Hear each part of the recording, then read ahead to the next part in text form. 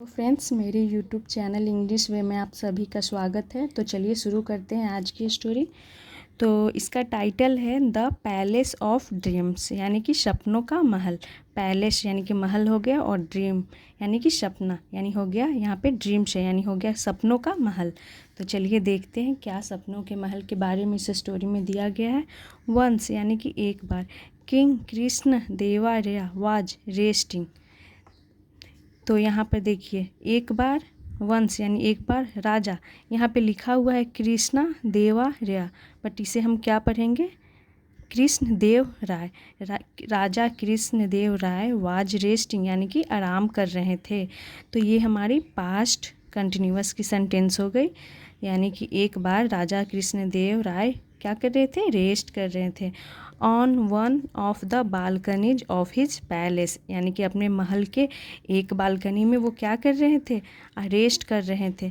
The moon beams, moon beams का मतलब हो गया कि मून यानी कि चांद होता है, बीम्स यानी कि मून की किरणें, मून की किरणें सूथेड हिम एज ही ले इंजॉइंग द ब्रिज। सूथेड का मतलब हुआ कि जो चांद की किरणें थी, सूथेड हिम, उन्हें क्या सुकून पहुँचाए। एज ही ले इंजॉइंग द ब्रिज, यानी कि जैसे ही ले यानी कि वह लेटे हुए थे, इंजॉइंग यानी मज़े कर रहे थे, मज़े ले रहे थे। द ब्रिज यानी कि हवाओं का, वह लेटे हुए हवाओं का क्या कर रहे थे, मज़े ले रहे थे।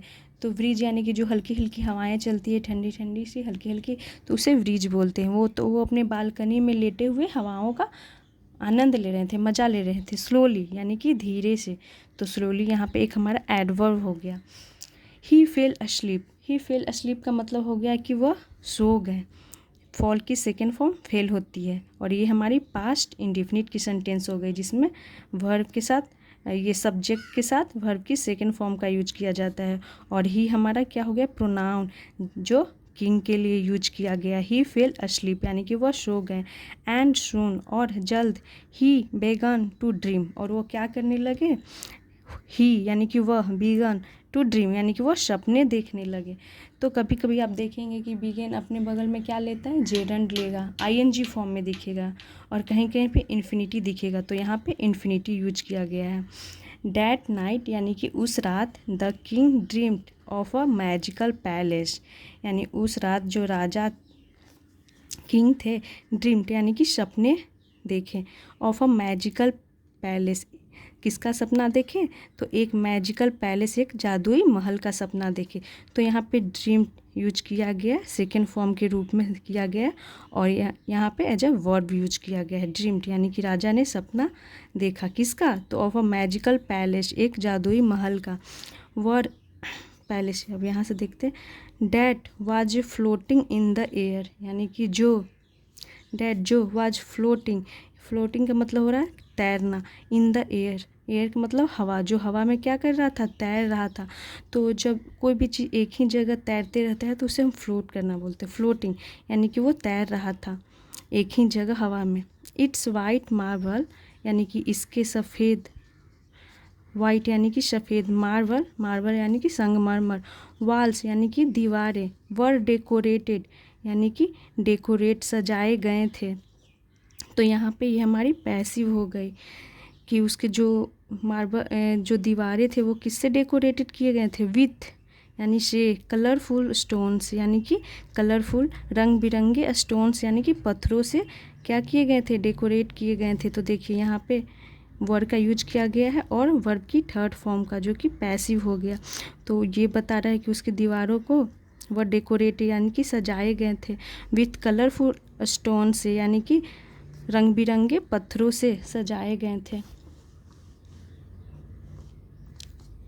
He grew feverish at the thought of owning a palace like that. अब देखिए यहाँ पे ही grew feverish, यानी इसका मतलब होगा कि उन्हें बुखार हो गया, at the thought of owning a palace like that, यानी कि उन्हें बुखार हो गया केवल, like यानी कि वैसा, like यानी कि मतलब होता है जैसा, that यानी कि उसके जैसा महल, पैलेस लाइक दैट, ऑनिंग यानी कि अपना होना, थॉट ऑफ यानी इसका मतलब हो गया यहाँ से यहाँ तक का मतलब हो गया कि उन्हें यह सिर्फ सोच से ही ये बुखार हो गया कि अपना एक ऐसा महल हो, इसके सोच से ही उन्हें क्या हो गया, ग्रू फेवरिस यानी बुखार हो गया। किस से की वजह से, तो at the thought of ऑनिंग a palace like that, यानी उसके जैसा एक अपना महल होने के नाम से ही उन्हें क्या हो गया, बुखार हो गया।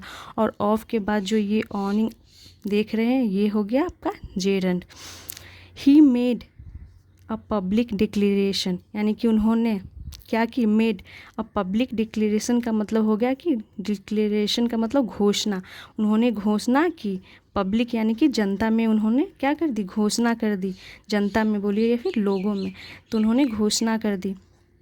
हूएवर यानी कि जो कोई भी, can build a palace like the one the king had a dreamed of would receive 1,00,000 gold coins from the king. चलिए देखते हैं क्या यहाँ है, यहाँ से यहाँ तक का देखते। हूएवर यानी कि जो कोई भी, कैन बिल्ड यानी जो कोई भी बनवा सकता है, अ पैलेस एक महल, जो कोई भी बनवा सॉरी हूएवर यानी जो कोई भी, कैन बिल्ड यानी कि जो कोई भी बना सकता है, अ पैलेस एक महल, लाइक द वन यानी कि जैसे, the one the king had a dream यानी राजा बोलते जो कोई भी बना सकता है महल, the king had a dream यानी कि जो राजा ने, हैड ड्रीम्ड यानी सपना देखी थी, ऑफ वुड रिसीव यानी कि वुड रिसीव प्राप्त करेगा, 1,00,000 गोल्ड कॉइन्स यानी कि 1,00,000 सोने के सिक्के।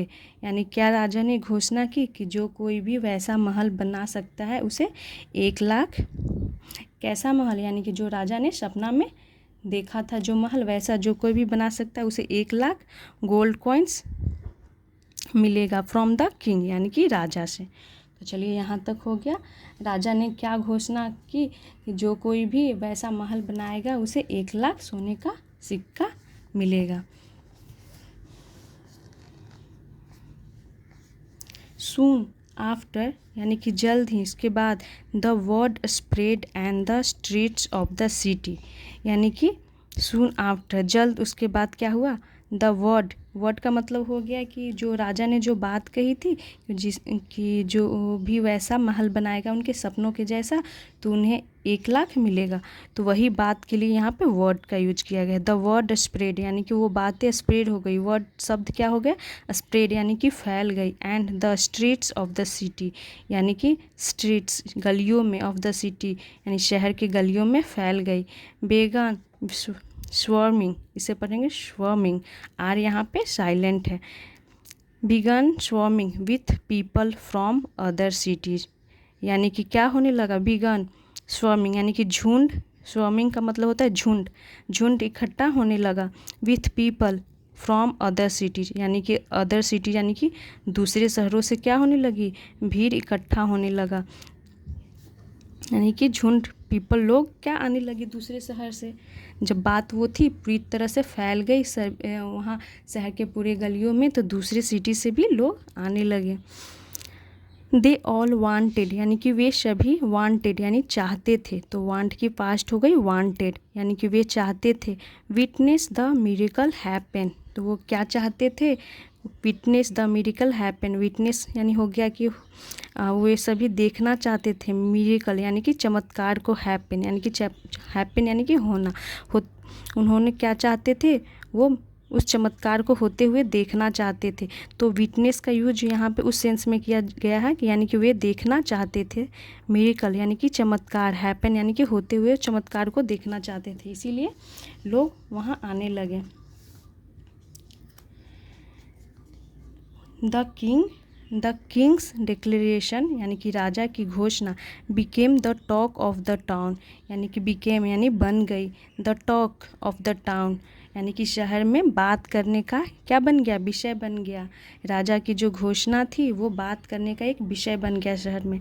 एंड पीपल वॉन्डर्ड और if the king had gone mad, जो पीपल थे लोग, वॉन्डर्ड वो आश्चर्यचकित थे, आश्चर्यचकित हो गए। If the king had gone mad कि किंग जो है हैड गॉन मैड, जो राजा हैं क्या हो गए हैं, पागल हो गए हैं, यानी कि लोगों में क्या हो गया, लोग आश्चर्य हो गए कि राजा को क्या हो गया, राजा क्या पागल हो गए हैं। How was such a palace even possible, how यानी कि कैसे, वाज यानी था, सच अ पैलेस ऐसा महल, even possible to build build यानी कि ऐसा महल बनाना कैसे पॉसिबल है। हाउ यानी कैसे, सच अ पैलेस यानी कि ऐसा महल बनाना कैसे पॉसिबल है, पॉसिबल टू बिल्ड यानी कि बनाना। सम ग्रीडी मैन यानी कि कुछ ग्रीडी, ग्रीडी का मतलब हो गया कि लालची, मैन मैन यानी कि आदमी। तो एक अगर एक आदमी हो तो MAN मैन का यूज करते हैं, और एक से ज़्यादा आदमी हो तो MEN मेन का यूज करते हैं। तो देखिए क्या है यहाँ पे, सम ग्रीडी मैन यानी कि कुछ लालची आदमी, इवन यानी कि कुछ लालची आदमी भी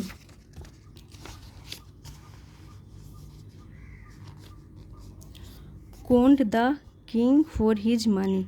इसका मतलब हो गया कि कुछ लालची, सम ग्रीडी मैन यानी कुछ लालची आदमी, इवन यहाँ तक, कॉन्ड यानी इसका मतलब होता है ठगना, कॉन्ड द किंग यानी कि राजा को क्या किया, ठगा, फॉर हिज मनी यानी कि उनके पैसे को, यानी यहाँ तक कि कुछ लोग उनके पैसे को ठगे, हिज मनी यानी उनके पैसे को। While they gave false hopes, while यानी कि जबकि, दे गेव उन्होंने दिया, फॉल्स होप्स, होप्स यानी कि आशाएं, फॉल्स यानी कि झूठी, यानी इसका मतलब होगा कि जबकि कुछ लोग उन्हें झूठी यानी कि फॉल्स होप्स, झूठी आशाएं दिए।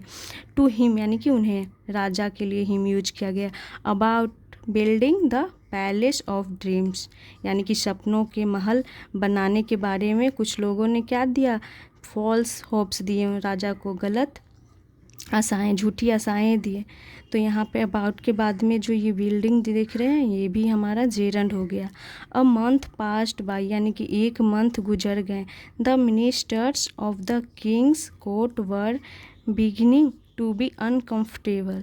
The ministers of the king's court यानी इसका मतलब हो गया कि मंत्रियों ऑफ द किंग्स कोर्ट यानी कि राजा के दरबार के जो कोर्ट यानी दरबार के जो मिनिस्टर थे, मंत्री, वर बिगिनिंग टू बी अनकम्फर्टेबल, वो क्या होने लगे, अनकम्फर्टेबल का मतलब होता है असहज होना, तो वे असहज होने लगे। बिगिनिंग यानी कि शुरुआत, बिगिनिंग यानी कि वो क्या होने लगे, शुरू होने लगे। अनकम्फर्टेबल यानी कि असहज।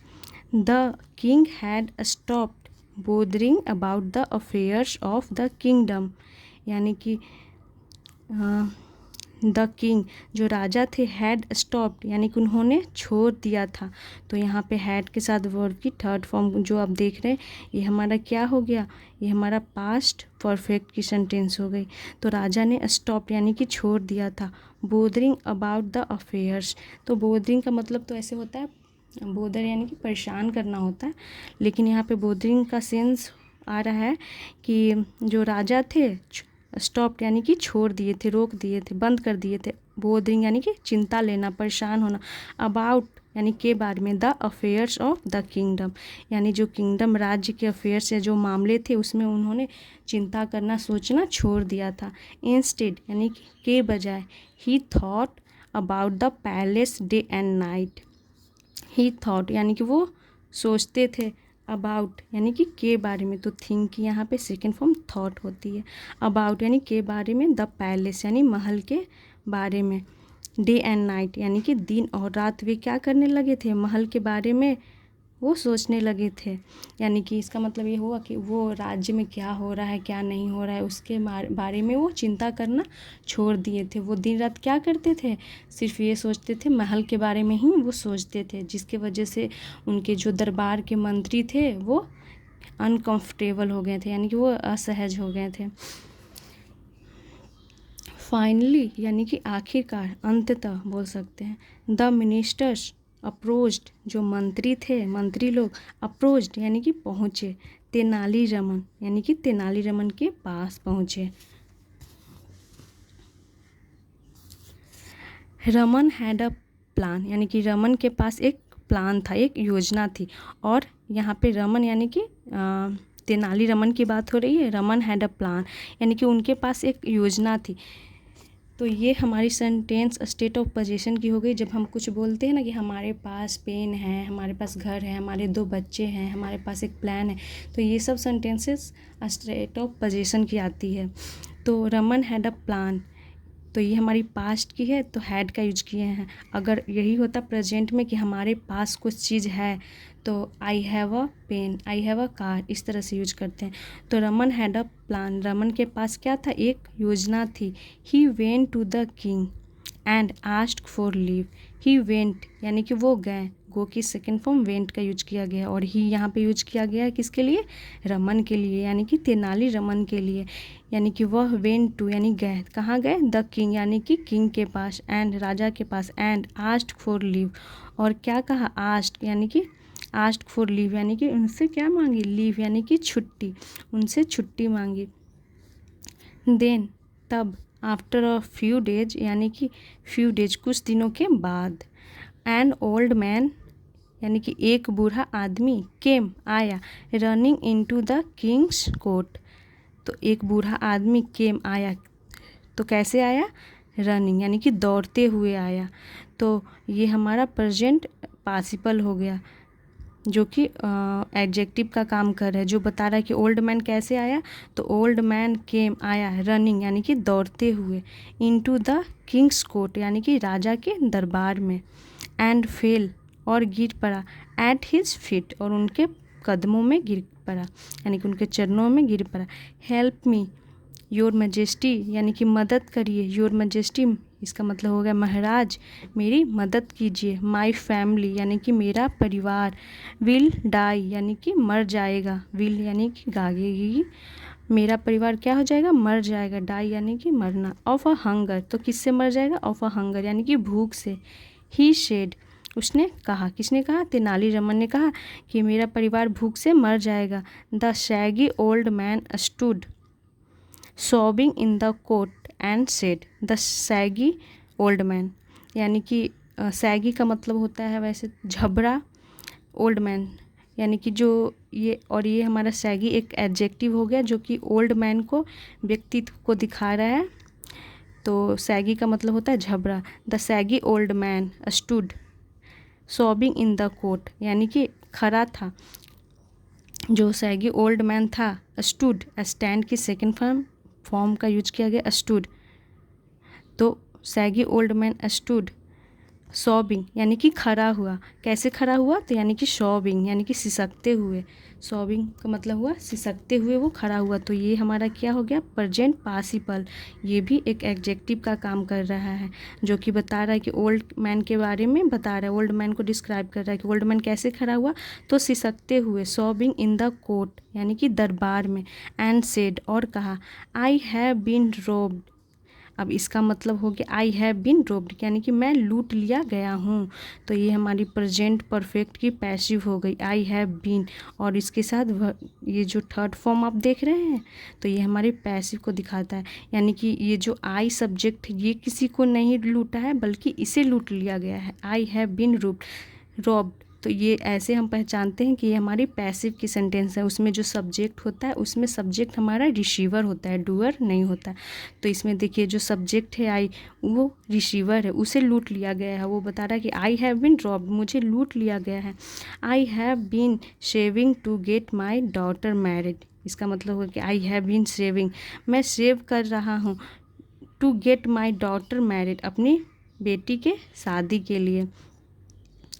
But the money is gone now, लेकिन जो पैसा है, but the money is gone now यानी कि वो चला गया है, पैसा नहीं है यानी चला गया है, वो बता रहा है। How will my daughter be married now, how will my daughter यानी कि कैसे, विल माई डॉटर यानी कि कैसे होगा, माई डॉटर यानी मेरी बेटी, मैरिड नाउ अब मेरी बेटी की शादी कैसे होगी वो बोल रहा है, कौन, तो वो जो बूढ़ा मैन जो एक आया वो बोलता है कि अब मेरी बेटी की शादी कैसे होगी।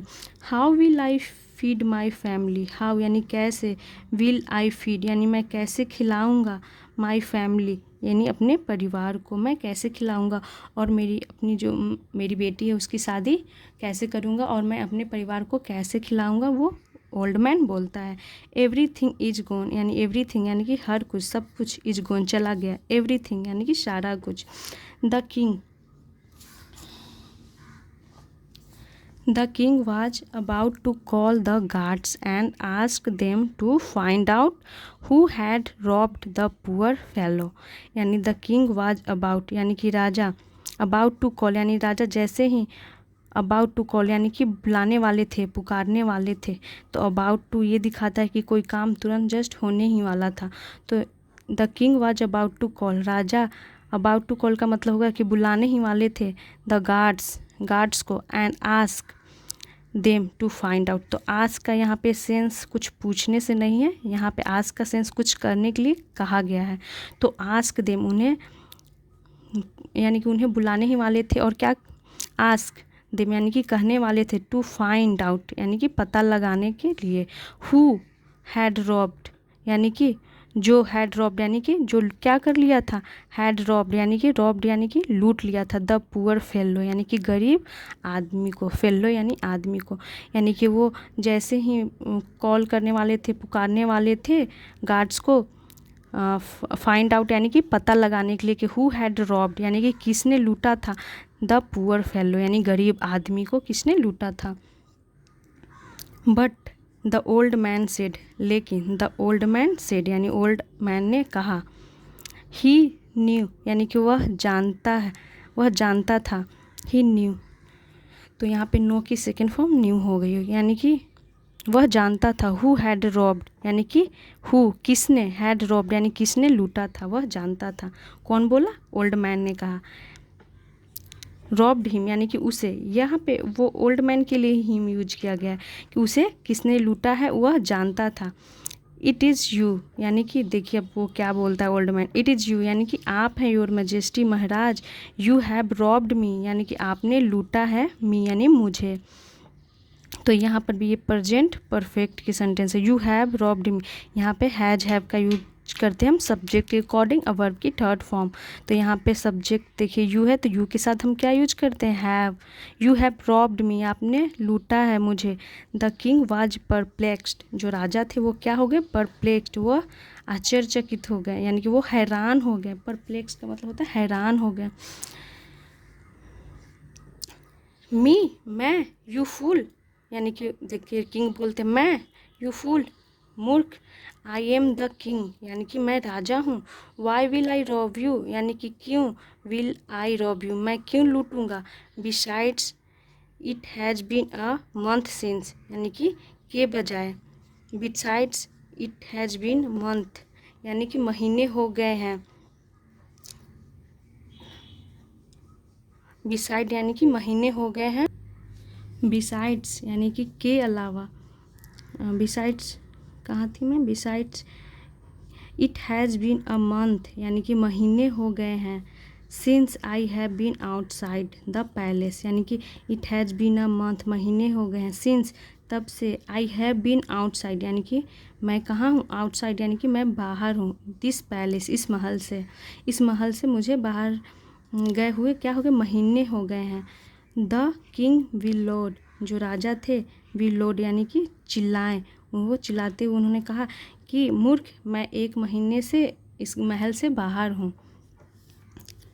द ओल्ड मैन सेड जो बूढ़ा आदमी था उसने कहा, लास्ट नाइट यानी कि पिछली रात, आई ड्रीम्ड यानी कि मैंने सपना देखा था, you came to my house यानी मैंने सपना देखा था, you came to my house यानी कि आप मेरे घर आए with the royal guards, with the यानी कि रॉयल गार्ड्स का मतलब हो गया कि शाही गार्ड्स यानी कि शाही सुरक्षा कर्मियों के साथ आप क्या आए हैं, मेरे घर आए हैं।